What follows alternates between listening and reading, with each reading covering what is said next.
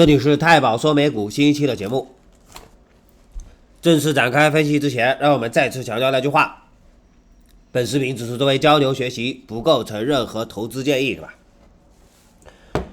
现在的大盘啊，非常的难操作，是吧？这个尤其是其实我是不太喜欢像周二的这种行情啊，是吧？这个一天跌的太多，短期的你做多做空风险都很高。为什么这么说啊？周二的时候，标普是暴跌 4.23%， 是吧？这个纳指是暴跌 5%， 这样的跌幅啊，是吧？这样的单日跌幅，你在这个历史上都是比较罕见的，是吧？那么这么大的跌幅之后，它一定会有一个死猫跳，例如给你涨个1到2个点，是吧？那么呢，如果说它一涨，你在做空，其实你马上就会怀疑自己了，是吧？所以这种行情非常不好操作啊。昨天收盘，前天收盘之后，因为当时我是预测大盘暴跌个2-3个点就差不多了，是吧？然后一觉醒来，发现大盘呢是跌了 4.23%， 那这个跌幅非常吓人。当时我们也是让大家呢见好就收，是吧？你再等这个大盘反弹一下，你再做空，是吧？不要，如果说你买的是短线的，对吧？例如你买的是本周的期权、下周的期权，那就要遵循这个规律吧。但如果说你买的是11月、12月，是吧？甚至10月之后，那我觉得那就不受影响，不受这个短期影响，是吧？因为如果说你预测10月底跌到3700，是吧？那大盘短期有个1-2个点的波动，其实对你来说没有影响，啊。但是如果说你是操作的末日期权，那可能就会亏得很惨，是吧？因为昨天群里面有很多朋友，他们是什么？就是前一天他布局了做空仓位，对吧？然后呢暴赚了很多，之后他继续买末日，那昨天他就吃到了这个弱基反弹。这个弱基反弹其实对这个 put， 对，尤其是这个末日期权其实是杀的比较狠的，是吧？我们当时是给了一个策略啊，是双买特斯拉。其实这个群里面有人在问我说要不要双买，我说就是双买特斯拉，不要想太多，是吧？因为当时我们预测今天会收十字星，因为这个周二跌的太多了，然后收一个下跌中继十字星，这个是很正常的走势啊。然后让大家双买特斯拉，因为当时我们看到特斯拉明显的强于其他的巨头。是吧？大家看一下我们当时的结论吧。明天如果弱基反弹，特斯拉强于大盘，肯定是特斯拉带着大盘涨。如果明天继续瀑布，那特斯拉今天没跌，明天要补跌，是吧？所以说这玩意会带崩大盘。这个是我们当时对整个今天走势的定调，十字星，然后呢，特斯拉带着大盘波动。昨天后面的走势我们看到了，就是特斯拉涨得很猛嘛，特斯拉一度还涨了 4.5， 是吧？这就基本上呢，你买这个看涨期权其实是能赚个2-3倍。那么现在可以拿着 put 继续去赌这个利润，是吧？赌后面跳水。昨天这个能源板块是涨得很猛，是吧？能源板块涨得很猛，然后这个铁路运输板块，最近不是美国那边的铁路运输在搞这个罢工嘛，是吧？所以说这个东西跌的又很惨。这两个玩意啊，一个是供应链物流，一个是能源，是吧？基本上都是对这个通胀呢有这个正面反馈的，是吧？都是能够提高通胀的。所以说这个东西啊，这个美国的通胀能不能下得来，还真不好说，是吧？这个搞不好这个9月份的通胀会再次飙升。所以说现在这个风险啊远未消失，是吧？可能接下来下一周美联储可能会相当的激进。今天晚上公布零售数据吧，这个零售数据大概率还不错，是吧？因为这个之前我们看到了很多消息啊。第一个消息是美国银行的存款在2季度减少了3600亿美金。那想象一下，这些存款减少了，那不就是美国人在买吗？是吧？这个8月份的 CPI 超预期。除了房租的涨价，什么服装啊等等等等都在涨。为什么？因为这个美国人觉得这个能源价格跌下来了，我又可以去买了，是吧？然后我们看到杂货铺的销售额增长了13%，是吧？那你把这个3个消息综合在一起，是不是能够得出一个结论？这个零售数据大概率不错，是吧？那么零售数据不错，那机构就有可能炒作一波，是吧？炒作一波。现在的套路是什么？其实这个套路我们应该能够非常的清楚啊，因为前段时间刚刚演过一遍。我找一下，是吧？其实就在这嘛，其实就是这么一个套路，是吧？这2天也是暴跌，是吧？暴跌完之后，走了一个上升楔形。为什么？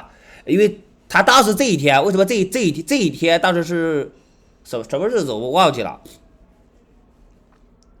是8月25号是吧？当时发生什么了？我不记得了。反正就类似于差不多。为什么？就是这种跳空放量暴跌啊，机构也跑不掉。所以说他要拉高，然后出货。你是机构，你其实像这一天，对吧？这个 CPI 数据突然的超预期，我们都没有做好准备啊！很多机构都他妈的还在那里炒作呢，是吧？突然一个暴跌，暴跌之后他也跑不掉，然后最后你看这个恐慌性的抛售啊，恐慌性的抛售之后，很多机构被套牢了，所以说他在这里边要拉一下，然后再跌。你看这个走势，其实它不都是上升楔形吗？现在机构都在那里疯狂的走这个上升楔形啊。你看这个其实也是个上升楔形吧？所以说就楔形大法就行了。你看这个一步一个脚印，一步一个脚印。那这个地方等到他把这里的这个剧情演完。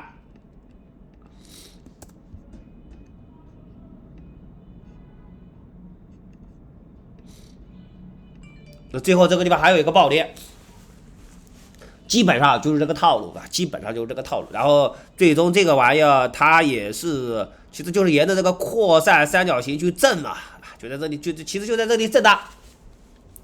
这个走势还是很清晰的，是吧？所以说我们不会被这个短线的诱多给它诱进去，是吧？当然这个我们正在等这个反弹，等这个反弹到来，我们直接开空头仓位，是吧？这个就是这样，因为这个。按照这里的这个反弹啊，它反弹它不会突破4040，是吧？这个我们是希望它能反弹到4040啊。你反弹到4040，老子直接就做空，是吧？多爽！但现在这个东西呢，你吧，我昨天的操作我就是加了一点这个10月、11月的 put， 剩下的我都没操作了，是吧？因为这个短期操作确实不太好。今天这个习大大和普京要见面，是吧？这个台湾那边也通过了一个什么法案，然后这个拜登是吧，也开始推动这个电动车本土制造，是吧？所以大家可以清晰的感觉到什么？这个地缘政治风险越来越大了，接下来很有可能会演变成一场危机，是吧？演变成一场危机，所以大家呢也是做好准备的。我觉得这个中美关系一旦出现纰漏啊。是吧？因为这个随着拜登他国内的压力特别大，这是出了一个什么消息？我看一下，我去看一下这个东西。台湾今天在其周围发现了24架中国飞机，你看这个，我不知道这个会不会出现大影响，是吧？反正这个大家注意谨慎吧。这个地方只是一个上升楔形，吧？只是一个上升楔形，就有反弹了。如果没反弹了，就不用说了，是吧？如果有反弹，它就是上升楔；没反弹了，就直接崩盘了。所以这个位置呢，我们就在默默的做空，默默的加仓。我们也会把4040当成止损位，是吧？如果你突破了 ，OK， 那我认为你可能有个反转了，是吧？但你没突破，我就疯狂的加仓，疯狂的加仓。其他的没什么好说的，是吧？就是大熊市吧，就是大熊市。通胀一时半会下不来，是吧？你看昨天的走势就知道通胀下不来了，能源暴涨，铁路运输暴跌，是吧？那铁路运输，那你这个供应链物流这个东西成本又涨了，那你这个通胀还能下来吧？因为这个物流这个东西啊，运费这些东西，它这些东西一涨，所有的都会涨，所有的都会涨。剩下的没什么可分析的是吧？这个其实像昨天这个走势，你应该怎么操作？就是双买。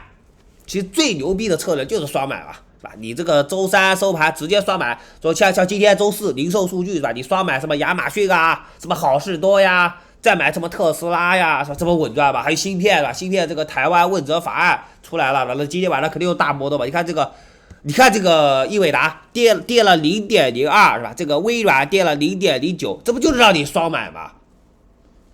你又不知道今天的晚上，说白了。你又不知道今天晚上的方向，昨天又杀了期权是吧？他们的技术形态我都不用看，那就是多空平衡，是吧？那就非常符合双买的条件。你看这个英伟达是不是多空平衡啊？基本上，你看这个微软是吧？它是不是一种多空平衡的状态啊？所以说这个怎么说啊？看亚马逊，我们再来看一下，都一样，都差不多是吧？亚马逊这里走三角形整理了。所以基本上什么？基本上这个行情最适合双买大法，你也不要去预测。如果说你说我预测的是未来1个月、未来1个半月，我觉得就是做空，没有毛病。但如果你想把最近1到2天的行情抓到，那就得双买，是吧？就得双。今天晚上零售数据，它可能一个超预期，它就来个跳涨，是吧？所以说这个风险啊仍然很高，的。这个当然这个技术形态这个地方，这个暴跌之后的十字星，大家也看过很多次吧。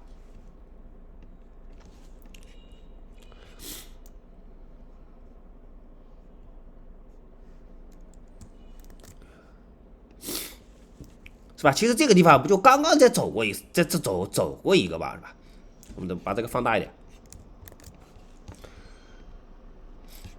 这个地方我们刚走过吧，所以我估计啊，这个套路应该是一样的，其他的没什么可分析的了，大家就等着这个市场是吧？因为这个议息会议现在只剩6天了，也不知道机构怎么炒作是吧？现在已经炒到这个加息100个基点了啊，到时候加息50个基点啊，75个基点会不会又涨了？不好说是吧？不好说。接下来几天啊，如果它能往上涨，那肯定我们会加仓。就说白了，如果说其实这个阻力位就在这，如果你能突破出去，它突破出去了之后呢，我就直接继续双买，是吧？不，就如果它突破出去了，我们可能就开始做空了，直接加仓空头仓位。如果它突破不了，它就一直在这个地方震荡，那这个地方你还真的不好操作。它如果一直在这个地方震荡，是吧？那我们就双买。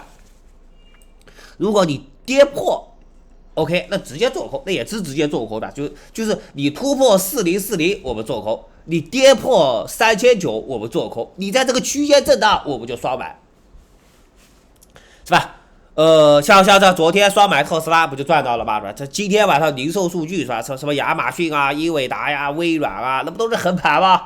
它横盘，它肯定要出机会嘛，是吧？所以说这个，如果今天晚上再横盘，我们继续买，是吧？那周五你4、5日你还怕没波动吗？OK， 今天的节目就到这，让我们下期节目不见不散。